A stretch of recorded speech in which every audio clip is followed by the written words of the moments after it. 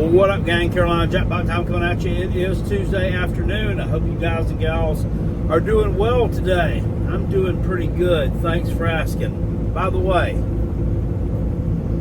I'm a snack. Feel free to come munch on me. Anyway, if you're new around here, stay true around here. Consider subscribing to this channel. We have a heck of a lot of fun around here discussing college football and the like. What I have for you today is this. Clemson Tigers and the Clemson Tiger offense, namely. I mean, are the Trevor Lawrence days back at Clemson? Did I miss the memo or something? Look, I watched their game this Saturday, and make no bones about it. I cannot stand this team. Okay, I hate Clemson. I hate them. I can't put it in a nicer way. I can't stand anything about them. When I got up 14-0 right after they scored that second touchdown, this is what my dog was looking at me like. Yeah, he's just like, bro, what are you doing? I don't really know where this has come from. I don't know if, that week 1 loss to Georgia, just got Dabo down in his feels so bad that he was just so tired of being kicked in the face, so he finally just decided to fight back. Or, I don't know if he turned the offensive playbook over finally to his offensive coordinator, because it seems like they've been stuck in mud for the past year. Or, I don't know if it's the competition. I think it may be kind of a combination of all that. But I'm going to tell you, I saw some explosiveness these past couple of weeks. Or this past week, and then the week before that was a bye week. So the last 2 games that I have not seen in a long time there. So, while I agree the Trevor Lawrence days may not be back, I don't think this team is elite by any stretch of the imagination. But to me, play calling aside, I'm seeing something there that is making this wheel turn, and it's good offensive line play. If you go back and watch the first touchdown they scored when Cade Klubnik kept it and ran like a 55-yard touchdown. I mean, everybody on that offensive line did their job, and it made it almost. He would have almost had to have tried to screw it up.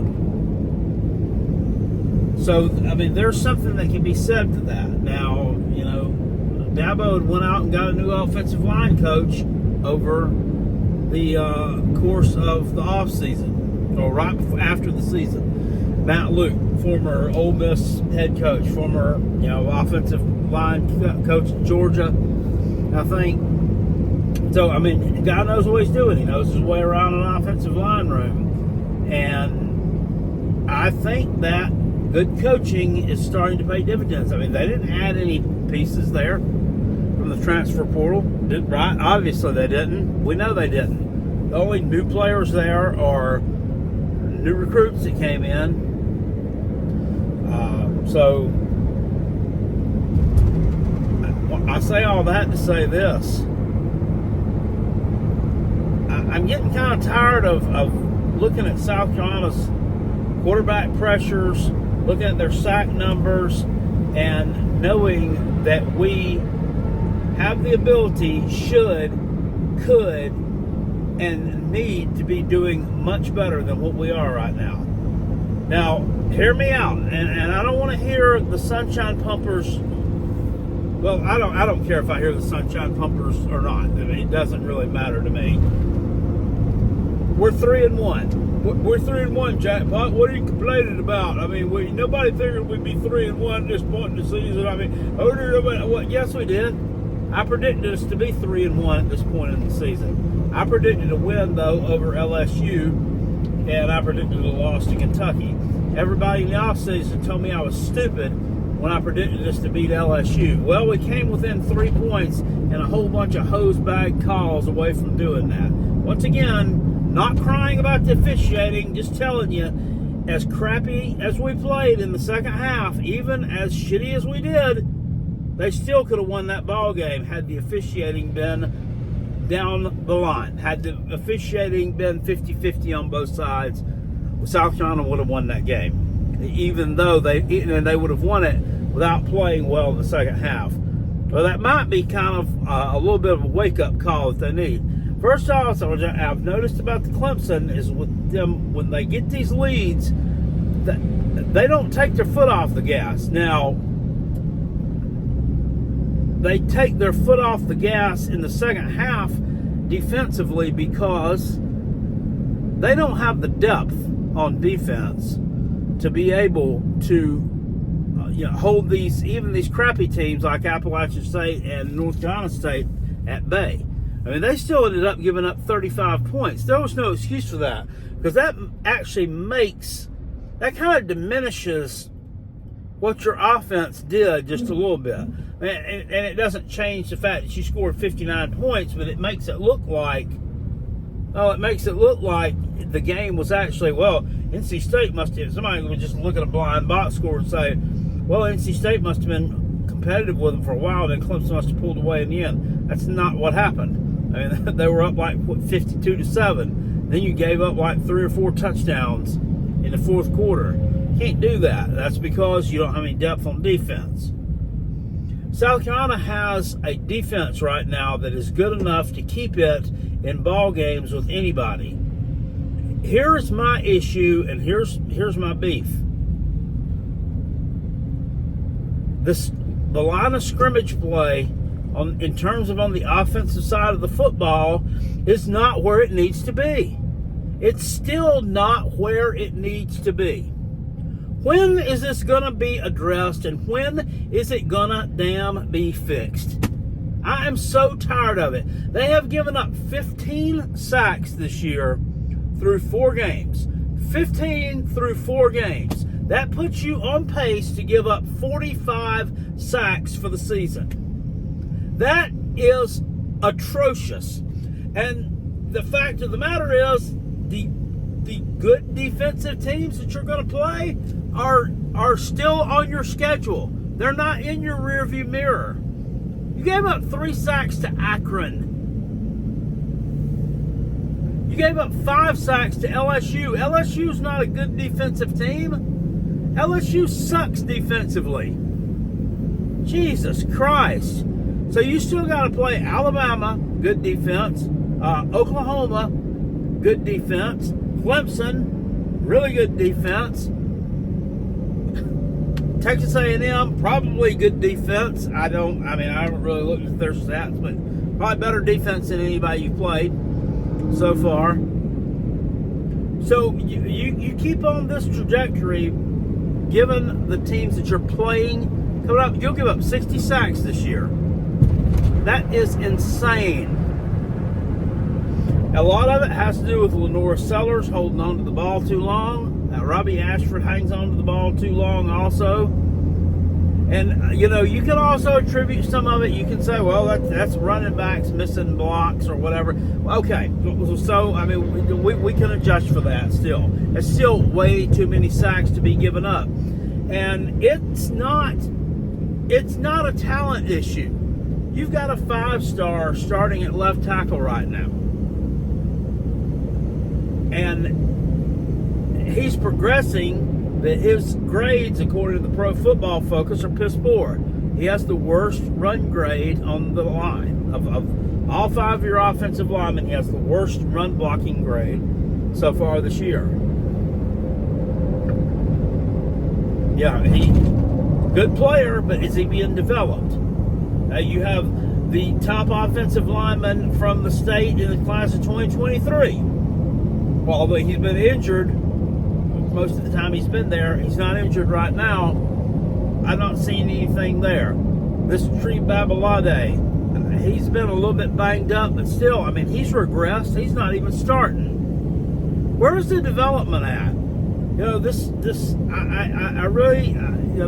Greg Atkins, Lonnie Teasley tree that we've got right now, this just not working out.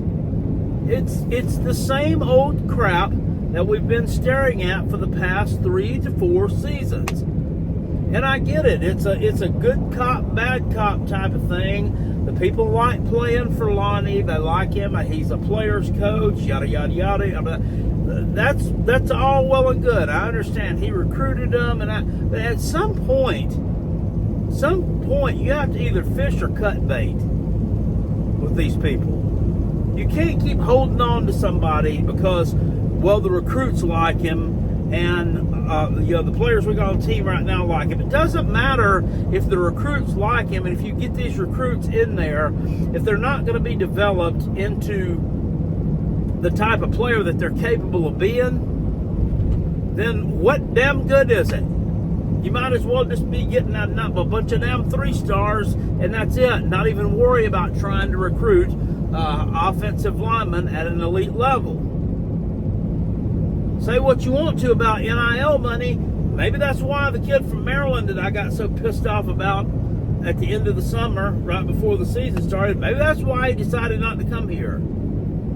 But the numbers that I'm seeing right now, on pace to give up 45 sacks, it's deplorable. You have the guys on defense.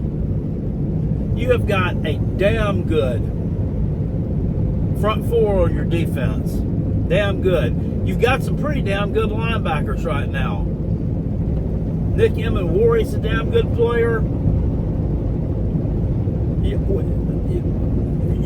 What's going to happen is we're going to end up wasting that. We're going to end up wasting all this talent that we've got on defense. And oh, by the way, it ain't all going to be back next year. Nick Emmanwori will be playing on Sundays in 2025. I expect Kyle Kennard playing on Sundays in 2025. So you're going to be left with a lot of young players, a lot of holes to be filled. This is the year that you need to do something. I know we've got a lot of young talent, a lot of young receivers, a lot of transfer guys, inexperienced guys. Look what you've done so far this year. Look what you did at Kentucky. Look what you did at LSU. You're one unit away. I'm telling everybody, they are one unit away, and that's the offensive line. It's time for some of these teams that we're playing to start experiencing some of the fuck around and find out. Because I'm tired of watching everybody else have success while we have to sit back here. Well, if we could just have this. Well, if we could just have that. Let's get it together. Let's get it together. Start coaching these guys up. I know you know how to do it. Stop trying to be their friend and be their freaking coach. Sean Elliott brought him in as run game coordinator. I mean, what's that done? I mean, nothing. I mean, the other night against Akron, Oscar Attaway, who was the one who had the bulk of the carries against Akron, I mean, ran for just a little bit over 3 yards a carry against Akron. Now, the kid from South Carolina State, Jawan Howell, he came in, he popped off for about 8 yards a carry. He was playing in the fourth quarter when Akron was absolutely, I mean, not that they were worth a shit at all anyway, but they were absolutely gassed. They were done. They'd given up. So he was able to lean on them and get some yardage there. 3.3 yards a carry against Akron is not going to get it done. I don't care if it is the backup running back that's doing it. He's got enough talent to get the damn job done. These hogs in front of them have got to open up some holes, and that's what they're supposed to be. They're supposed to be hogs. You're supposed to be big bodies that are supposed to clear the path for your running backs, of your quarterback, to be pass protected and be able to do what the hell they're supposed to do and make your damn offense work. Clemson, I'm sorry, the people they've got on the offensive line, they're not any better than what you've got. They're not any better than. They're not recruiting those at an elite level.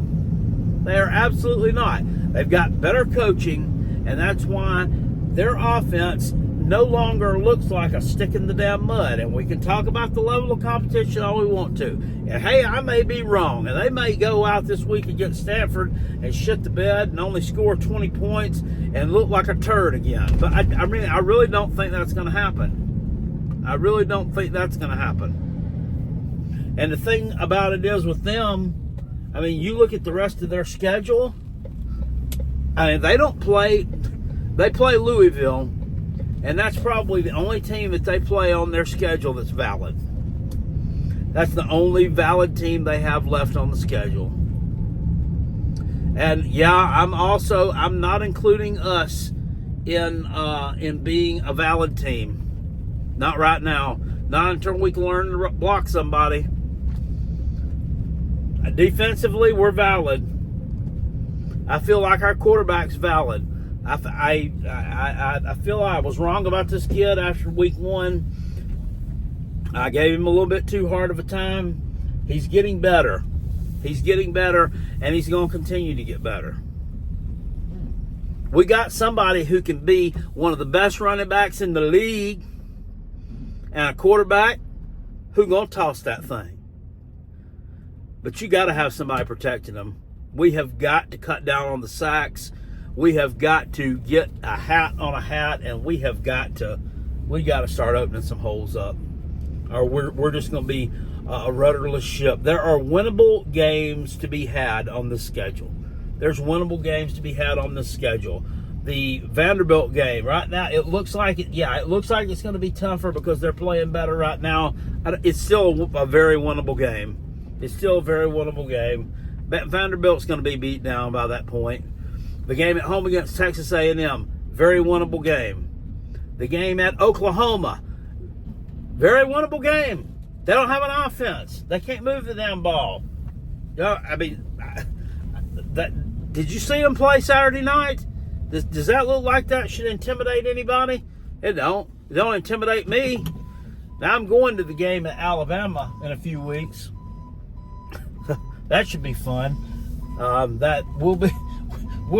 Of course, we're being offered up as the next good old sacrificial lamb, and I know that's what happens when people play Alabama. But the rest of those games on the schedule, Missouri, that's another one I didn't bring up just now. Missouri is a very winnable game. Did you happen to watch them play on Saturday? Yeah, they ain't that good. They ain't that good, Chief.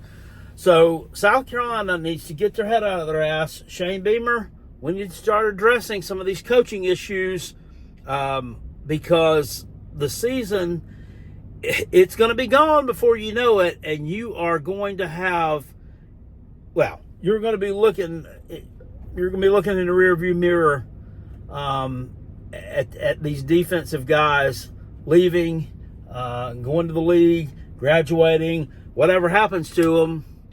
And just thinking about what might have been, because you had a really, really good defense, but your offense just held you back, didn't it? Just held you back. Think about it. I'll talk to you guys later on. Appreciate you. Peace. And I'm out of here. Still, go Gamecocks.